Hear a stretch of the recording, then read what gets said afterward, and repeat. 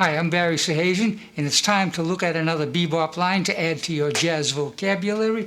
This one is in the key of D, 2-5-1, E minor 7th, A 7th to D major 7. The first measure is simply an E minor 7th arpeggio, going up the arpeggio sequentially, 1, flat 3, 5, and flat 7. Look at that shape so you can transpose it to another key. Key of F, for instance, same shape. E flat, key of G. You know that shape? Find the 2 of the key you're in and you're all set.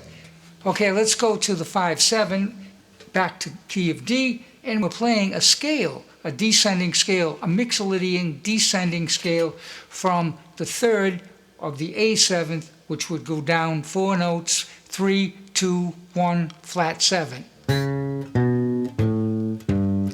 Now we're on to the 1 chord, and we're still going to play an arpeggio, but I'm playing it creatively. I'm not just playing it note after note sequentially. I'm playing a lick, sort of.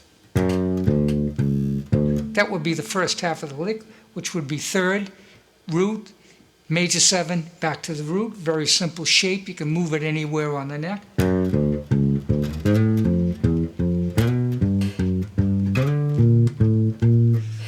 All you have to know is a 3rd of the major chord that you're playing and start it from there. Second half of that measure for the major 7th chord would be playing the arpeggio with an added scale tone from the 5th. And that would be 5, 3, 2 is the scale tone to the 1. Now that we've looked at this 2-5-1 progression using graphics and neck diagrams and notation, we're going to do it another way. We're going to use a formula. So there will be no music. We're going to simply be using mental energy, sort of understanding what's going on and reproducing it using a formula. So let's take this 2-5-1 progression. We're going to play it in F. That means we're going to be using this position right here, which is technically the 7th position, because even though the F is on the 8th fret, the position is determined by where your first finger lies in a series of 4 fingers. So we got the F. The 2 chord starts on the 2nd degree of the scale, naturally. And what we're doing there is playing an arpeggio, a sequential arpeggio from the 2. In other words, using the arpeggios in the order it occurs. 1, 3, 5, 7. That's clear enough and easy enough to understand. The next chord is a 7th chord. From the 5-7 chord, which is the C7th chord, we're going to be using a Mixolydian mode starting from the 3rd, and we're going to descend sequentially, which means going down note by note, 4 notes. That will be the 5-7 chord.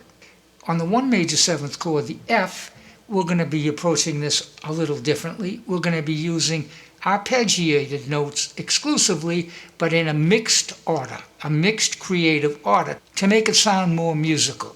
And that would be playing a 3, 1, major 7, back to the 1. That would be the first 2 beats, or the first half of the major 7 chord. 3, 1, major 7, back to 1. And since that is a 4-note lick, you can repeat it and kind of use it as a lick almost anywhere.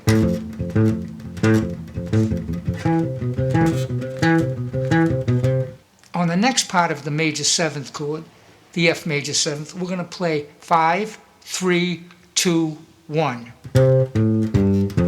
That will be the second half. Put them together, it sounds like this.